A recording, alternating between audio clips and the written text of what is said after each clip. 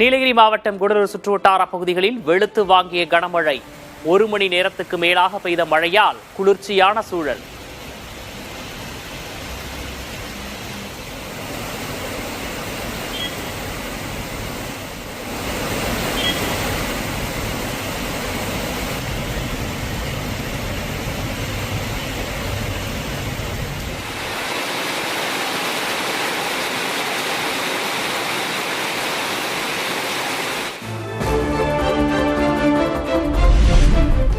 தமிழ்நாட்டில் 3 மாவட்டங்களுக்கு இன்றும் நாளையும் கனமழை எச்சரிக்கை. செங்கல்பட்டு, விழுப்புரம், கடலூர் மாவட்டங்களில் கனமழை பெய்யும் என கணிப்பு.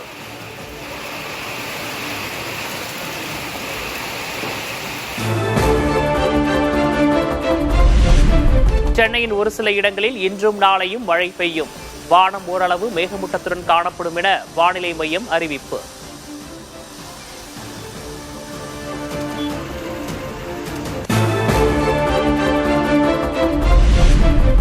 உள் தமிழ்நாட்டில் வெப்பநிலை உயரக்கூடும் என வானிலை ஆய்வு மையம் அறிவிப்பு. அதிகபட்ச வெப்பநிலை இயல்பை விட 2 முதல் 4 டிகிரி செல்சியஸ் அதிகமாக பதிவாகும் என தகவல்.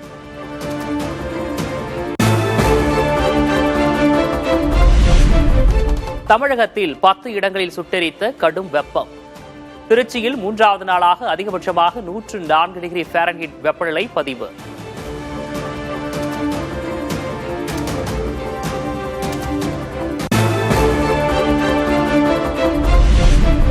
இமாச்சல பிரதேசம் சிம்லாவில் மலைகளை சூழ்ந்த மேகமூட்டம். மழைக்கு நடுவே உருவான இதமான சூழலை ரசித்த மக்கள். தங்கம் விலை சவரனுக்கு 160 ரூபாய் உயர்வு. கடந்த 20 நாட்களில் தங்கம் விலை சவரனுக்கு 9,000 ரூபாய் அதிகரிப்பு.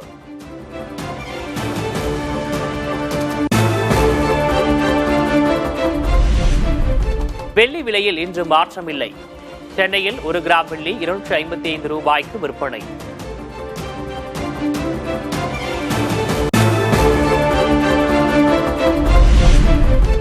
அதிக விலை கிடைப்பதால் இந்தியாவில் வெள்ளி இறக்குமதி மீண்டும் அதிகரிப்பு. புதிய உரிம விதிமுறைகளால் 6 மாதங்களாக இறக்குமதி சரிந்திருந்த நிலையில் இப்போது சுமார் 400 டன் வெள்ளி இறக்குமதிக்கு உரிமம் பெறப்பட்டுள்ளதாக தகவல்.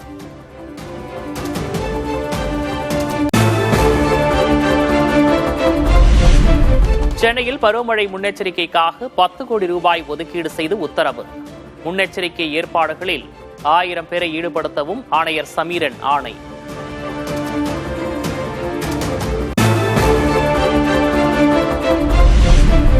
கும்பகோணம் கோயிலில் களவாடப்பட்டு இங்கிலாந்தில் இருந்து மீட்டு கொண்டுவரப்பட்ட திருமங்கை ஆழ்வார் சிலை முதல்வர் விஜய் பார்வையிட்டார்.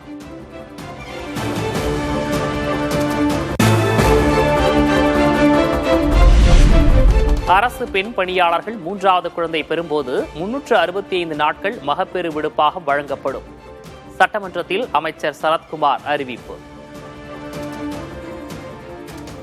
அரசு பெண் பணியாளர்களின் 3வது குழந்தைக்கு மகப்பேறு விடுப்பு 365 நாட்கள் வழங்கப்படும். விளையாட்டுத்துறைக்கான புதிய அறிவிப்புகளை சட்டமன்றத்தில் அறிவித்தார் அமைச்சர் ஆதவ் அர்ஜுனா. ஆண்டுதோறும் 42 கோடி ரூபாய் செலவில் கிராமிய விளையாட்டுப் போட்டிகள் நடத்தப்படும் என அறிவிப்பு. தமிழ்நாட்டின் பாரம்பரிய விளையாட்டான கபடி, கோகோ, சிலம்பம், களரிப்பட்டு, மல்லர் கம்பம் உள்ளிட்ட விளையாட்டுகளை உலக அளவிற்கு கொண்டு செல்லும் வகையில் ஆண்டுதோறும் தமிழ்நாடு கிராமிய பாரம்பரிய விளையாட்டுப் போட்டிகள் ரூபாய் 42 கோடி செலவில் நடத்தப்படும்.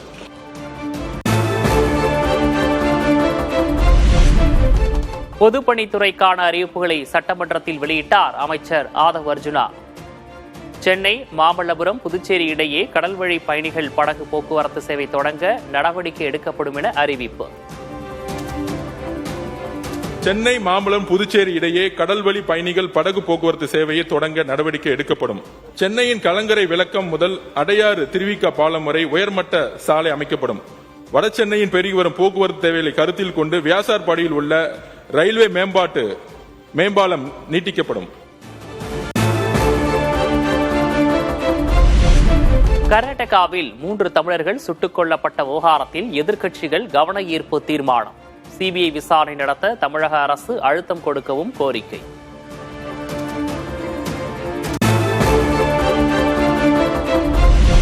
கர்நாடகாவில் 3 தமிழர்களை வனத்துறை போலி என்கவுண்டர் செய்துள்ளதாக திமுக குற்றச்சாட்டு. சாதாரணமாக கடந்து செல்லாமல் நீதி விசாரணை நடத்தவும் மனோஜ் பாண்டியன் வலியுறுத்தல். வனத்துறையினால் எந்த ஒரு காரணமும் இல்லாமல் அப்பாவி விவசாயிகளான அவர்களை சுட்டுக் கொன்றது மனித உரிமை மீறல். இது ஒரு ஃபேக் என்கவுண்டர் என்று கூட அழைக்கலாம். இதை நாம் சாதாரணமாக எடுக்கக்கூடாது. இது தமிழர்களுக்கான பிரச்சனை. அவர்கள் கொடுக்கின்ற விளக்கங்களையும் ஏற்கக்கூடாது. தெளிவான நீதி விசாரணை நடைபெற வேண்டும். தமிழர்கள் கொலை விவகாரத்தில் தமிழக அரசு உரிய அழுத்தம் கொடுக்க எடப்பாடி கே பழனிசாமி வலியுறுத்தல். சிபிஐ விசாரணைக்கு தேவையான நடவடிக்கை எடுக்கவும் கோரிக்கை. கர்நாடக வனத்துறையினால் அப்பாவி தமிழர்கள் 3 பேர் துப்பாக்கியால் சுடப்பட்டு உயிரிழந்த ஒரு துயரமான சம்பவமாகும். எனவே இவ்வழக்கை சிபிஐ விசாரணைக்கு உட்படுத்த உரிய நடவடிக்கையை இந்த அரசு மேற்கொள்ள வேண்டும். கொல்லப்பட்ட 3 தமிழர்களின் குடும்பத்துக்கும் தலா 1 கோடி ரூபாய் வழங்க இந்திய கம்யூனிஸ்ட் பாமக எம்எல்ஏக்கள் கோரிக்கை. சம்பந்தப்பட்ட கர்நாடகா வனத்துறையினரை பணி நீக்கம் செய்ய வேண்டும் என மார்க்சிஸ்ட் கம்யூனிஸ்ட் கட்சி வலியுறுத்தல்.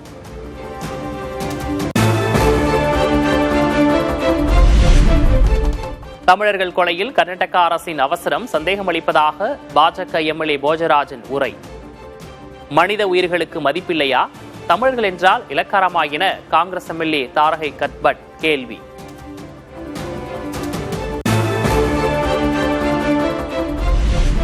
தமிழர்கள் கொல்லப்படுவது குறித்து தேமுதிக எம்எல்ஏ பிரேமலதா விஜயகாந்த் வேதனை. பிற மாநிலங்களில் தமிழர்கள் பாதுகாக்கப்பட வேண்டும் எனவும் வலியுறுத்தல். கர்நாடகாவில் 3 பேர் கொலை செய்யப்பட்டது தமிழ் மக்களுக்கு மிகப்பெரிய ஒரு வேதனைக்குரிய விஷயம். அந்த மக்களை நிச்சயம் காப்பாற்றணும். தமிழர்கள் எல்லா மாநிலத்திலும் பாதுகாக்கப்பட வேண்டும் என்பதை ஒரு மனித நேயத்தின்படி இந்த அவையில் நான் குறிப்பிடுகிறேன்.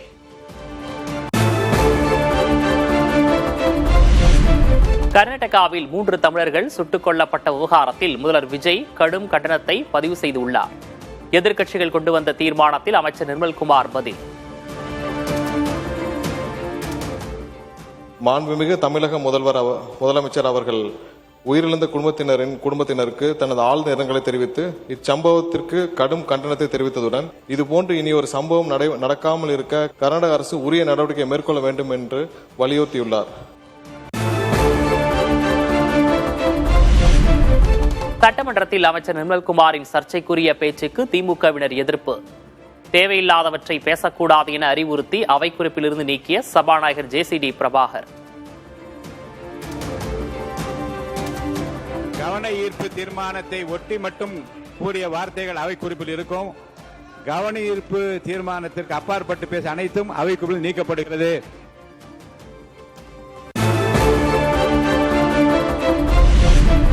கொல்லப்பட்ட தமிழர்கள் குடும்பத்துக்கு முதல்வருடன் ஆலோசனை நடத்திய பின் தலா 10 லட்சம் ரூபாய் வழங்கப்படும். தமிழக அரசு நிவாரணம் வழங்குமா என எடப்பாடி கே பழனிசாமியின் கேள்விக்கு அமைச்சர் ரஞ்சித் பதில். தமிழக வனத்துறை சார்பாக இறந்தவர் அந்தோணிசாமி குடும்பத்திற்கும், ஜான் ரோஸ் பீட்டர் அவருடைய குடும்பத்திற்கும், குமார் என்பவர் குடும்பத்திற்கும் ரூபாய் 10 லட்சம் தலா ரூபாய் 10 லட்சம் கொடுப்பதாக நம்மளுடைய முதல்வர் ஆணைக்கிணங்க நம்மளுடைய வனத்துறை அதிகாரிகளிடம் ஆலோசிக்கப்பட்டு விரைவில் வழங்கப்படும் என்பதை இந்த அவையில் உங்கள் முன் தெரிவிக்கிறேன்.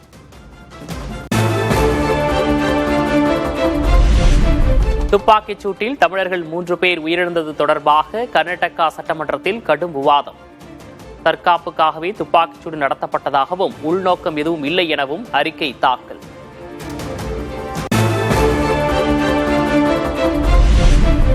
எந்த மாநிலமும் மற்றொரு மாநில நிர்வாகத்தில் தலையிடக்கூடாது என கர்நாடகா முதல்வர் சிவக்குமார் திட்டவட்டம். உங்கள் வேலையை நீங்கள் பாருங்கள், எங்கள் வேலையை நாங்கள் பார்க்கிறோம் என்றும் காட்டம். I can't involve in any of the Tamil Nadu law and order problem. Own states have own problem. They should also know that we know how to protect our state. Let them do their job, we will do our job. I don't want to interfere with their administration.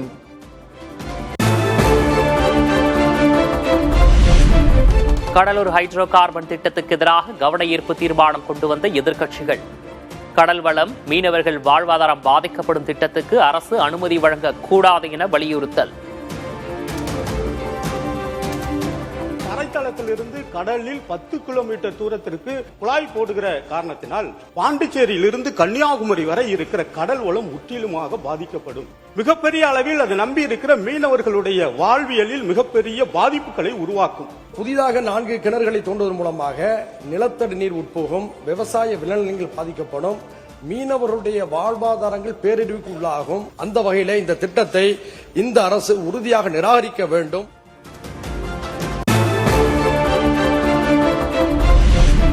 தலைமைச் செயலகத்தில் முதல்வர் விஜயுடன் விசிக தலைவர் திருமாவளவன் சந்திப்பு. மாநில சுயாட்சி குரல் ஓங்கி ஒலிக்க வேண்டும் என முதல்வரிடம் வலியுறுத்தியதாக பேட்டி.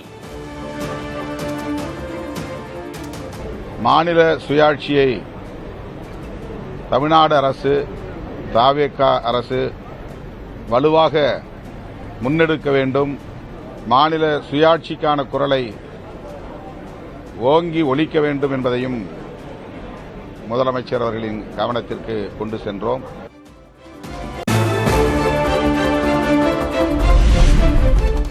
திமுக உருவாக்கிய முதல்வர் காலை உணவு திட்டத்தின் பெயரை மாற்றியது ஏன் என திமுக கொறடா ஏவா வேலு கேள்வி. காமராஜரின் பெயரே திட்டத்துக்கு சூட்டப்பட்டுள்ளதாகவும் திமுக ஆட்சியிலும் பெயர் மாற்றம் நடந்ததாகவும் அமைச்சர் ராஜ்மோகன் விளக்கம். முதலமைச்சர் காலை உணவு திட்டம் நான் கேட்க விரும்புவது, அந்த காலை உணவு திட்டத்தை மாற்றி காமராஜர் பிறந்தநாள் பேரில் வைக்க வேண்டிய அவசியம் என்ன? நான் 10 இடத்திற்கு போயாவது செல்வம் சேர்த்து வருவேன், நீ படிக்கின்ற வேலையை மட்டும் பாரு என்று தமிழ்நாட்டின் கல்வி கண்ணை திறந்தவர் கொள்கை தலைவர் கர்ம வீரர் காமராசர் அவர்களின் பெயர்தான். இந்த திட்டத்திற்கு காமராசர் பெயரை விட பொருத்தமான பேர் உலகத்திலேயே கிடையாது என்பதை உறுப்பினருக்கு தெரியும்.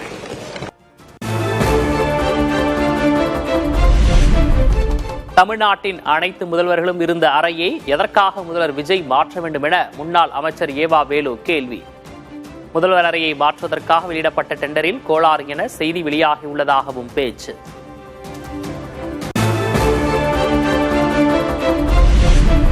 முதல்வர் அறையை மாற்றுவதற்காக வெளியிடப்பட்ட டெண்டரே இன்னும் முடிவாகவில்லை என அமைச்சர் ஆதவர்ஜுனா பதில்.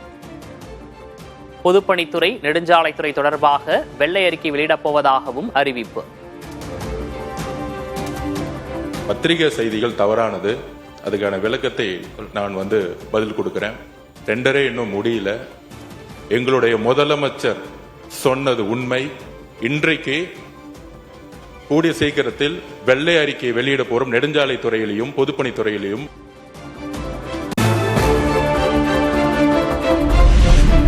இருபத்தி ஒரு அதிமுக எம்எல்ஏக்களுக்கு எதிரான தகுதி நீக்க நடவடிக்கையை கைவிட்டதில் என்ன தவறு? தகுதி நீக்க நடவடிக்கைகளை கைவிட்டு சபாநாயகர் பிறப்பித்த உத்தரவை எதிர்த்து தொடரப்பட்ட வழக்கில் சென்னை உயர்நீதிமன்றம் கேள்வி.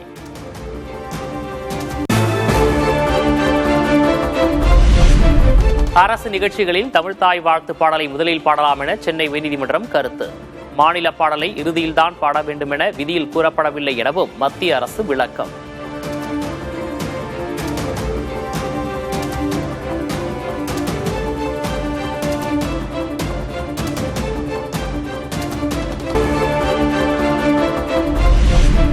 தேசிய கீதம், வந்தே மாதரம் பாடல்களில் முதலில் வந்தே மாதரத்தை தான் பாட வேண்டும்.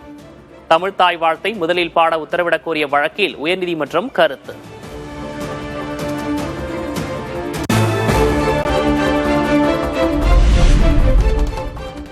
சுற்றுச்சூழல் மற்றும் மீனவர்களுக்கு எதிரான எந்த திட்டத்தையும் தவேக அரசு அனுமதிக்காது. கடலூர் ஹைட்ரோ கார்பன் திட்டம் தொடர்பான கவன ஈர்ப்பு தீர்மானத்துக்கு அமைச்சர் ராஜு பதில். மீன்வளத்தை பாதிக்கக்கூடிய, சுற்றுச்சூழலை பாதிக்கக்கூடிய எந்த திட்டமாக இருந்தாலும் நம் முதலமைச்சர் தலைமையில் ஆளும் இந்த அரசு ஒருபோதும் அனுமதிக்காது என்பதை இந்த வாயிலாக நான் கூறிக்கொள்கிறேன்.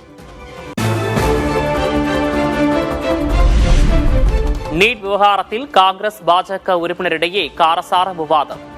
மற்ற திட்டங்களை மாற்றும் போது நீட்டை திருத்த எவ்வளவு நேரமாகும் என தாரகை கத்பட் கேள்வி. நீதிமன்றத்தில் ஆணை இருக்கும்போது அதை மாற்ற முடியாது என போஜராஜன் பதில். இந்திய காங்கிரஸ் கட்சி நீட் திட்டத்தை ரத்து செய்வது குறித்து வலியுறுத்துகிறது. காங்கிரஸ் கொண்டு வந்த அனைத்து திட்டத்தையுமே பாஜக மாற்ற துணிகிற பொழுது ஏன் இதை மாற்ற துணியவில்லை என்பதை இந்த அவையில் நான் கேட்டுக்கொள்ள கடமைப்பட்டிருக்கிறேன். பாஜக கட்சி வந்த உடனே நாங்க கொண்டாந்ததை அவங்க நினைச்சிருந்தா மாத்திருக்கலாமே அப்படின்னாங்க. ஏன் மாத்தலன்றதும் உங்களுக்கு எல்லாம் தெரியும். Supreme court order.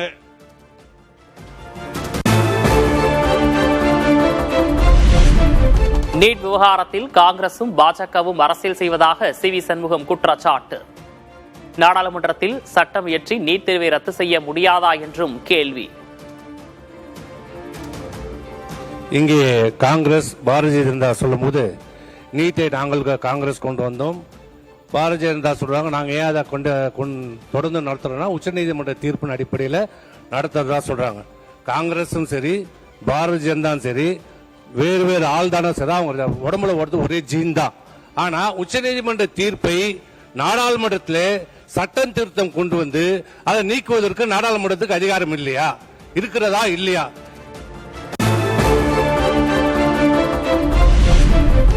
Uthangarai தாவைக்கை MLA இளையராஜாவுக்கு எதிரான தேர்தல் வழக்கு நிராகரிப்பு. தொகுதியைச் சேர்ந்த வாக்காளர் கீதா என்பவர் தொடர்ந்த வழக்கை நிராகரித்து சென்னை உயர்நீதிமன்றம் உத்தரவு.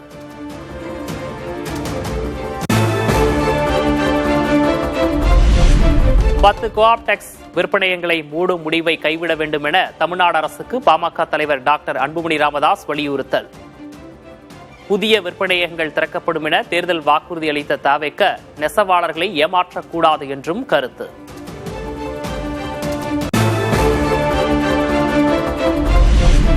சென்னை மாநகராட்சியில் சேதமடைந்துள்ள சாலைகளை சீரமைக்க 20 கோடி ரூபாய் நிதி ஒதுக்கீடு. மின்சாரம் சார்ந்த பழுதுகளை நீக்க 15 லட்சம் ரூபாய் ஒதுக்கி உத்தரவு.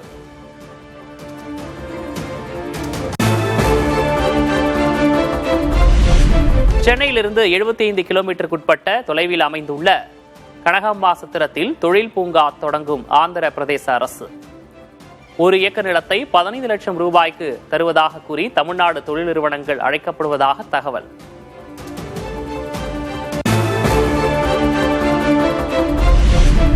ஓணம் பண்டிகையொட்டி சாம்பல்பூர் எர்ணாகுளம் இடையே சிறப்பு ரயில்கள் இயக்கம். செப்டம்பர் 2ஆம் தேதி வரை புதன் வெள்ளிக்கிழமைகளில் இயக்கப்படும் என அறிவிப்பு.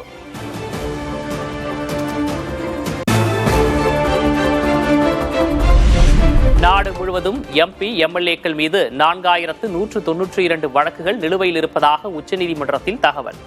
14 மாநில முதல்வர்கள் மீதும் தீவிர குற்றவியல் வழக்குகள் நிலுவையில் இருப்பதாக தகவல். அதிகபட்சமாக 89 வழக்குகளுடன் தெலுங்கானா முதல்வர் ரேவந்த் ரெட்டி முதலிடம்.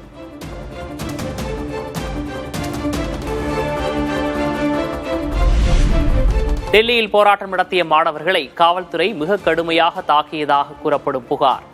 விரிவாக விசாரிக்க முன்னாள் நீதிபதிகள் கொண்ட உயர்நிலை குழு அமைக்கப் போவதாக உச்சநீதிமன்றம் அறிவிப்பு.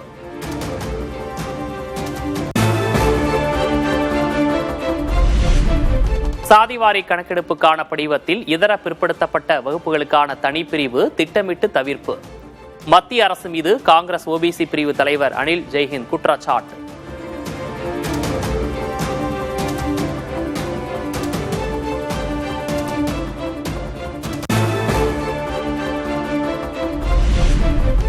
மத்திய அமைச்சரவையில் விரைவில் மாற்றங்கள் செய்யப்படும் என மத்திய அமைச்சர் ராம்தாஸ் அத்வாலே தகவல்.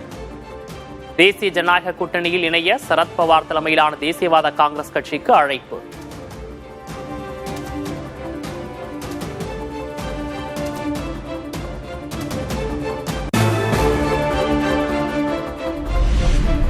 சபரிமலையில் இனி திரைப்பட படப்பிடிப்பு நடத்த அனுமதி வழங்க முடியாது என கேரள தேவஸ்வம் போர்டு அமைச்சர் முரளிதரன் திட்டவட்டம்.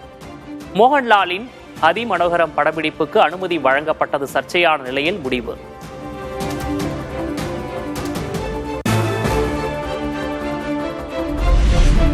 தரமற்ற உணவுகளை விற்கும் உணவகங்கள் குறித்து புகார் அளிக்க QR கோடுகளை வெளியிட்ட கர்நாடகா மாநில சுகாதாரத்துறை. அனைத்து உணவகங்களிலும் வாடிக்கையாளர்களுக்கு தெரியும் வகையில் QR கோடுகளை ஒட்டி வைக்க உத்தரவு.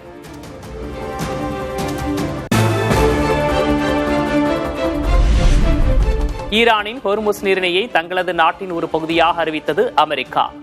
டொனால்ட் ட்ரம்ப் வெளியிட்ட பதிவால் சர்வதேச அரசியலில் மீண்டும் சலசலப்பு.